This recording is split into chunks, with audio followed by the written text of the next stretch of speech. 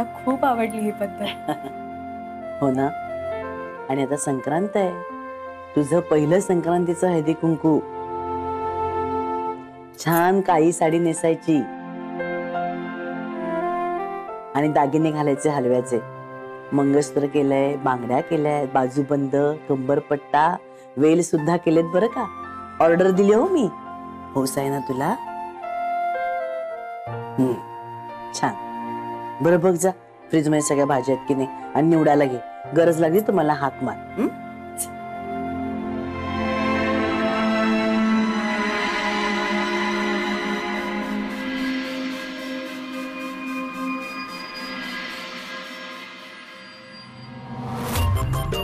सांगू आताच माईंना गच्चीवरचे यांचे प्लॅन्स. दागिने कसले घालताय, हे तर नवरा बायकोच नाहीये. सांगितलं ना, या अमृतावर आजच येईल संक्रांत. वसुधा, हा झाले का तुझी डाळ निवडून? ते भाजायला घ्यायचेत ना? माई काळजीच करू नका. असे भासते ना की ज्याचं नाव ते. अरे वा, ती भाजायला भारी चेव आलाय तुला. यावेळची संक्रांत भारी दिसते तुझी. हा अगं नुसते भाजायचे खरपूस, करपवायचं नाहीये. नाही नाही माई, तुम्ही बघाच कसं सगळं करपवते ते.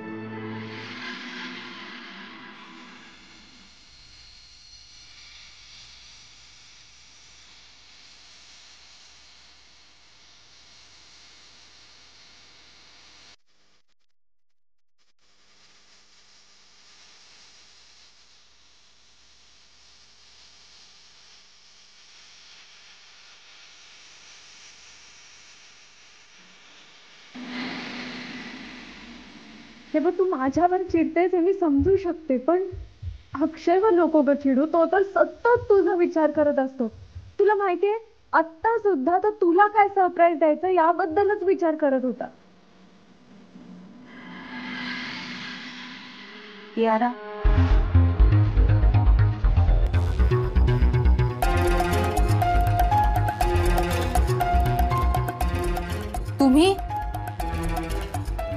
तुम्ही काय करता इथे?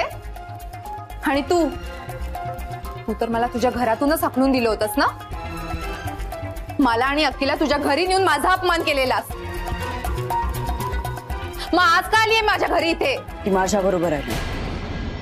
खरं तर मी तुला फोन करूनच येणार होते, पण मी फोन केला असता तर तू होकार देशील याची खात्री नव्हती म्हणून. नसताच दिला होकार. का देऊ होकार तुम्हाला आणि का भेटू तुम्हाला? ज्यांनी भेटायला पाहिजे त्याला तर तुम्ही बंधनात बांधून ठेवलंय. तू कसं बोलतेस तू माझ्या काकूशी? मोठ्या माणसांशी असं बोलतात का कियारा? तू शिकू नकोस मला. त्या दिवशी माझा डॅडचा कसा अपमान केलेला आठवतंय का तुमच्याच लोकांनी? तुम्ही विसरला असाल पण मी विसरले नाहीये. तिथूनच तर सगळी सुरुवात झाली ग. एव्हरीथिंग वॉज गोइंग फाईन, पण तू आणि तुम्ही सगळ्यांनी सगळं बिघडवलं. मग आता काय हवंय तुम्हाला? कियारा प्लीज, जे काही झालंय ना ते आता सगळं विसरून जा. मी तुला तेच सांगायला आले की माझ्या अक्षयच्या आयुष्यातून आता कायमची निघून जा. जी काय वस्तुस्थिती आहे ना त्याचा स्वीकार कर आणि प्लीज अक्षयपासून दूर हो. आता तुला चांगलंच माहितीये कियारा, पूर्वी मी तुम्हाला दोघांनाही सपोर्ट करत होते, पण आता गोष्टी माझ्याच हातात राहिलेल्या नाहीयेत. आणि सगळ्यात महत्वाचं म्हणजे त्याचं लग्न झालंय अमृताशी. आणि लग्न हे एक पवित्र बंधन आहे कियारा, आणि ह्या बंधनातून अक्षय कधीही मोकळा होऊ शकणार नाही.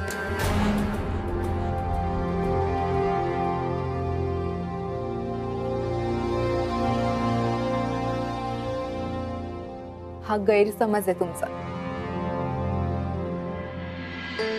कियारा, मी समजू शकते अक्षयवर मनापासून प्रेम करतेस तू, त्यामुळे तुला त्याला विसरणं खरंच अवघड आहे. मी समजू शकते, पण तुझं नातं पुढे नाही जाऊ शकत. कारण आता अमृता त्याची बायको आहे आणि त्यांचं नातं आता कोणीही तोडू शकत नाही. मी तुला रिक्वेस्ट करते, माझ्या अक्षयला आता तू प्लीज विसर. प्लीज त्याच्या आयुष्यातून निघून जा. अहो, हा भ्रम आहे तुमचा. अमृता फक्त घाडग्यांची सून आहे, अक्षयची बायको नाही.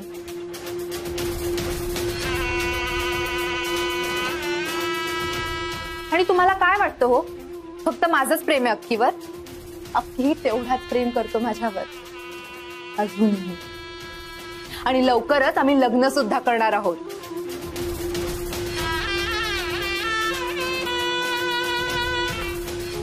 And for your kind information, माझं आणि अक्कीचं लग्न व्हावं ह्या गोष्टीसाठी अमृताचीही मान्यता आहे आणि खूप मोठा सपोर्टही.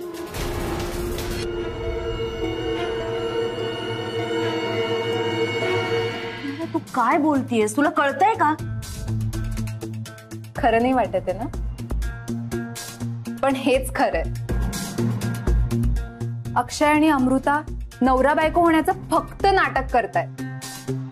ते खरी नवरा बायको नाहीच आहेत. नाही, शक्य नाहीये. ऑल राईट देन, तुम्हाला माझ्यावर विश्वास नाहीये ना? मग तुम्ही तुमच्या लाडक्या सुनेला विचारा किंवा तुम्ही तुमच्या मुलाला विचारा ना, त्याचं खरं प्रेम कोणावर आहे. कारण त्याचं खरं प्रेम माझ्यावर आहे आणि मीच त्याची होणारी बायको आहे. अहो, डीलच झालंय हे आमच्यात. एनिवे, शर्मिष्ठा, माझा मूड खूप ऑफ आहे.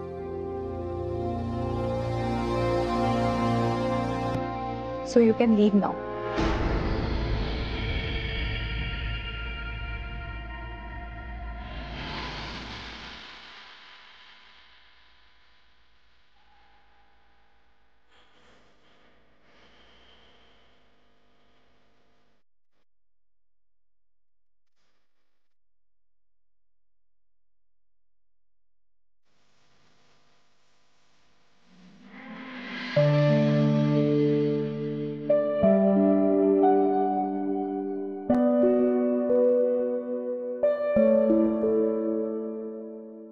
झालं बोलणं कियाराशी? झालं ना. मी तिला फोन केला होता. मी रागावलो तिला, ओरडलो खूप. सांगितलं की तू खूप चुकीचं बोललीस अमृताशी. तिला पण ते कळलं आणि ती तुला फोन करून सॉरी म्हणणार होती. मी सांगितलं की त्याची काही गरज नाहीये, मी सांगतो अमृताला.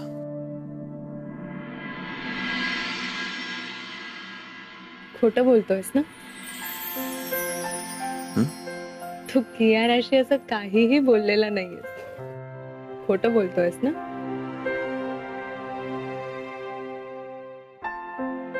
तुला कसं कळलं मी खोटं बोलतोय? त्याचं काय ना, जेव्हा जेव्हा तू खोटं बोलतोस तेव्हा तू नजर चोरतो, तुझ्या आवाजातला कॉन्फिडन्स जातो, फास्ट फास्ट फास्ट बोलतोस.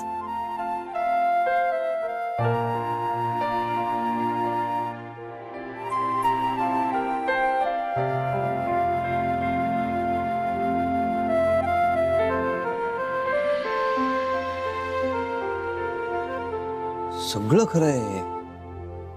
तुला कसं कळलं पण? हे फक्त आईला आणि माईलाच माहितीये, किवला पण नाही माहित. तू सांगितलं नसशील ना तिला? मी तुला पण सांगितलं नाहीये. कसं कळलं तुला? अरे माहिती नाही कसं, पण कळलं. काय बघतोयस? तू किती समजून घेतेस मला, आणि केवला पण.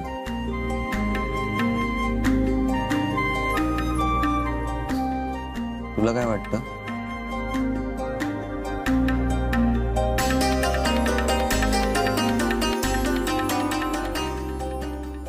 मला आपलं आपलं काय?